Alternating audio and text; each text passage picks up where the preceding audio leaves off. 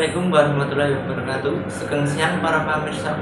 Kula badhe ngaturaken pawarta babagan tradisi ruhan sarana gatra kerukunan ing madyaning masyarakat kangge ngingken donga arwah para leluhur ingkang sampun sumare. Kelompok kegiatan lembaga pemberdayaan masyarakat desa utawi KKLPMD Padukuhan Sarawajan adani tradisi ruhan dinten Kamis 11 Juni siang. Kanthi mbeta ambengan 600 kakak warga Padukuhan Sarawajan kempal dateng Balai Padukuhan.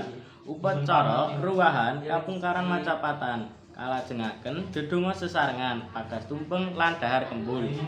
Upacara ruwahan mangku ancas kangge ngintun donga arwah para leluhur ingkang sampun sumare serta minangka pupiya Menteri Kagunaan Budaya Jawi ngiras kangge ngegatra kerukunan ing madyaning masyarakat.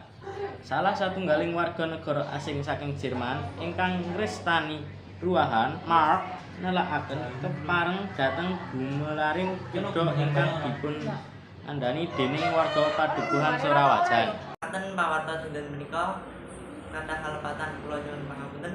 Assalamualaikum warahmatullahi wabarakatuh.